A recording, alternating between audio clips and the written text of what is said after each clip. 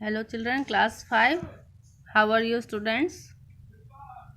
Stay home, stay safe, but keep reading, keep studying. हम लोग को पढ़ते रहना है. Okay, we have discussed this chapter ना, the wind and the sun. इसमें क्या किया था हम लोगों ने? विंड और सन में कन्वर्सेशन था और दोनों में कंपटीशन हुआ था कौन माइटर है, कौन ज़्यादा शक्तिशाली है. Okay, and we have completed this chapter and I have also written the question answer of this chapter. I have discussed it and I have sent this chapter in your group in the form of PDF. Okay, number 1, true or false, and this is here. Okay, the sun carries off kites. The sun carries off kites and haul down chimneys on blustery night. Is it correct? No. Sun carry नहीं करता है ना kites को. Kites को कौन उड़ाता है? Wind. So it will be false. The sun turns night into day. It is correct ना? It is true. The wind sails boat and sets windmill in motion. Wind करता है ना, boat को भी सेल कराता है और wind mill को भी मोशन में करता है, मूवमेंट में रखता है. So it is true. The wind melts puddles and opens up roses. ठीक है, विंड क्या करता है? मेल्ट पडल करता है, मेल्ट पडल्स को नहीं. वहाँ सन करता है ना, और सन ही रोज को भी मीन्स फ्लावर्स को खिलाता है, ब्लूम करता है. So it is false. The sun paints roses and freckles on noses. ठीक है, ये सन करता है. पेंट्स रोजेज मतलब रोज को भी कलर देता है. और फ्रेकल्स मीन्स क्या होता है चिल्ड्रन? जब हमारे चेहरे पर छाइयाँ पड़ती है ना सन के कारण, धूप के कारण, जो हम लोग सन बर्न करते हैं उसी को फ्रेकल्स, वही होता है सन बर्न्स. ओके, तो हमारे नोजेस पर किससे आते हैं? सन से. So it is true. Okay, number 1 is false, number 2 is true, false, true, again true, then false and then true. इसको आप लोग बुक में ही करोगे. ओके, कॉपी में नहीं. Do it in the book.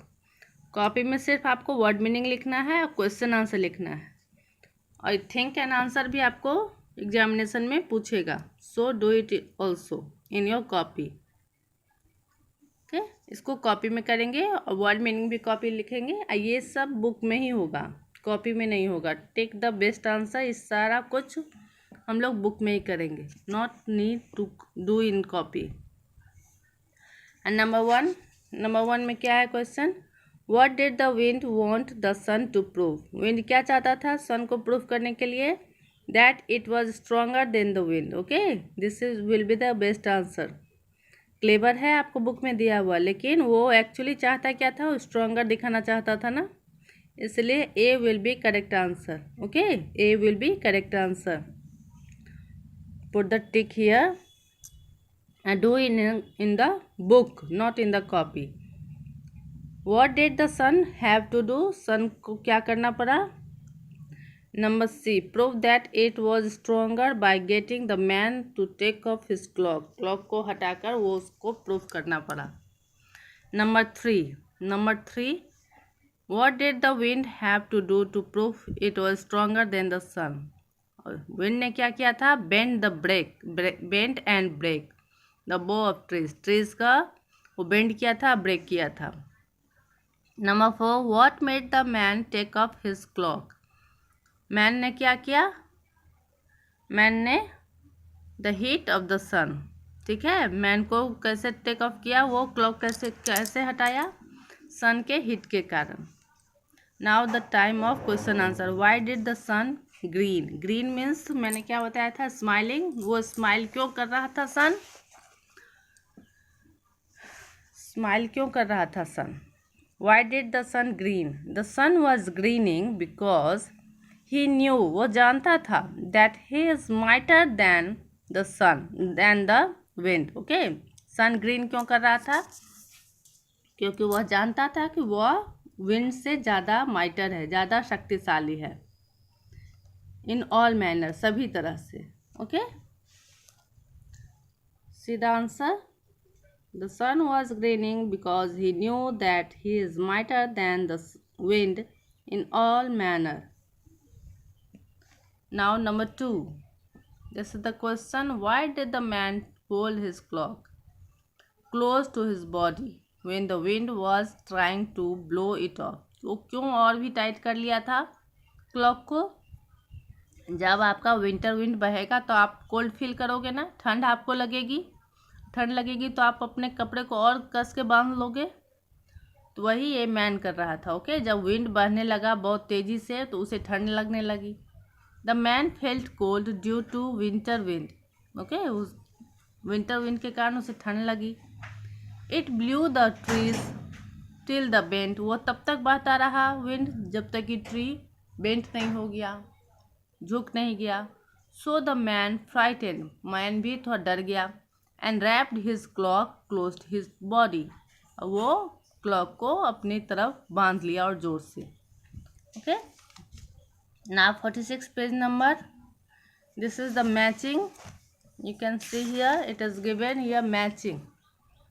okay, इसे भी आप लोग बुक में ही करोगे, कॉपी में नहीं करने की ज़रूरत है। ऐसे विंडमिल्स F। ओके, ऐसे करके आप लोग मैच कर दोगे। यहाँ पर ABCD आप लोग नंबर लिख दोगे जिसके साथ जो करेक्ट होगा।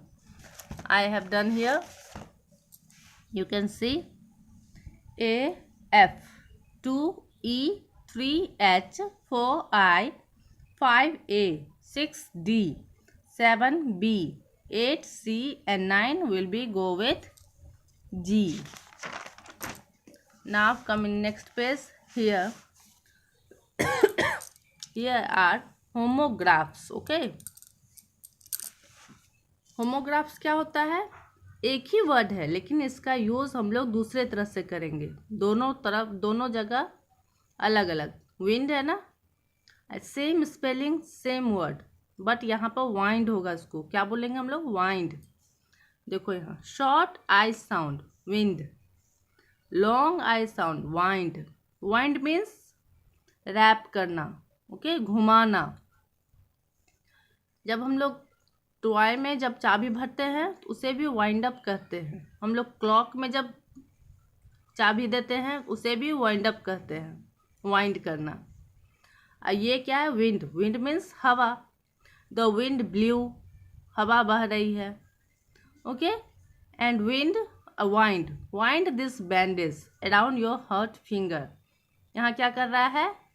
बैंडेज को वाइंड करो, मीन्स बैंडेज को रैप करो, घुमाओ बैंडेज को अपने फिंगर, हर्ट फिंगर, जो इंजर्ड फिंगर है आपका, उस पर बैंडेज लगाओ। यहाँ पर वाइंड का क्या मतलब हुआ है? बैंडेज रैप करना, बैंडेज लगाना। इससे क्या कहते हैं हम लोग? होमोग्राफ्स कहते हैं। एक ही वर्ड रहता है लेकिन इसका यूज़ अलग अलग होता है, मीनिंग भी अलग हो जाता है। इसी तरह से हमारा यहाँ पर कॉमनली यूज्ड होमोग्राफ्स दिया है। क्या क्या है? डाउन मीन्स नीचे, डाउन मतलब नीचे, लेकिन डाउन का एक और मतलब होता है जिसे कहते हैं एकदम सॉफ्ट फेदर। बर्ड्स का जो सबसे सॉफ्ट फेदर होता है ना, बर्ड्स में लेयर्स होते हैं फेदर के, जो सबसे सॉफ्ट वाले लेयर्स होते हैं उसे डाउन भी बोलते हैं। उंड, उंड मीन्स घाव होता है। विंड, विंड का तभी हम लोगों ने मीनिंग देखा ना, दो अलग अलग। वेव, वेव का भी, वेव जब हम लोग हाथ हिलाते हैं किसी के तरफ तो वेव भी वेव कहलाता है। और जो सी में हम ओशन में वेव देखते हैं, तरंग देखते हैं, उसे भी वेव बोलते हैं। बैट, बैट एक तो चमगादड़ आप लोग जानते हो, बैट एक बैट वो भी होता है जब क्रिकेट खेलते हैं। ओके, सेकंड, सेकंड मतलब सेकंड दूसरा। सेकंड मतलब यहाँ एक और मीनिंग जैसा उसको यूज़ किया है। फाइन मीन्स अच्छा। यहाँ देखो, he hit the ball so hard that the bat broke. ठीक है, सो बैट टूट गया। You have cut your thumb wash the wound. ठीक है, वुंड को साफ कर लो। Put some medicine. A gigantic wave मतलब कि बहुत ही खतरनाक, वेव मतलब तरंग। फ्लोटेड द टाइनी बोट, छोटा बोट को पानी में वो आ गया। The little boy fell down, यहाँ नीचे गिर गया। डाउन का मतलब यहाँ नीचे हो गया। If you lose the library book you will be pay a fine, यहाँ पे फाइन है ना, आप लोग जुर्माना भरना पड़ेगा। फाइन यहाँ पर जुर्माना दिया है। विंड वाइंड, देखो यहाँ पर वाइंड है।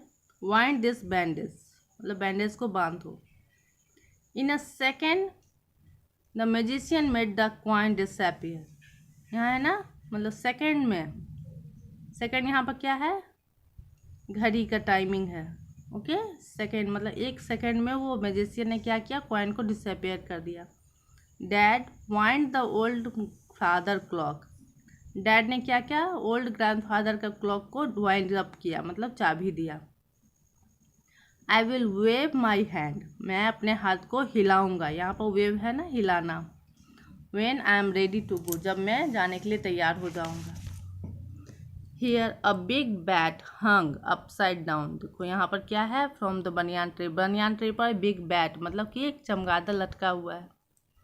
We have go seats in the, we have got seats in the second row, यहाँ पर सेकेंड है ना, दूसरे रो में। यहाँ पर दूसरा यूज़ हुआ है यहाँ पर। वहाँ पर क्या यूज़ हुआ था सेकेंड का, घड़ी का टाइमिंग था 1 सेकेंड में। The wind couldn't blow off the man's cloak, ठीक है, यहाँ पर हवा है। विंड का मतलब the sun is shining it is a fine day, यहाँ पर फाइन मतलब अच्छा दिन है। Down is the soft layer, यहाँ देखो डाउन, डाउन यहाँ है ना, लेकिन यहाँ इसका मतलब नीचे नहीं होगा, क्या होगा, सॉफ्ट लेयर है जो कि बर्ड्स के स्क्रीन से सटा हुआ रहता है। Okay children, and this exercise is finished and here is grammar. In the grammar class we will do it. Infinitive articles, articles पढ़ के रहोगे ग्रामर बुक से, और आर्टिकल पढ़ के हम लोग इस चैप्टर को भी ख़त्म करेंगे। Okay students, bye students, stay home, stay safe, but keep reading.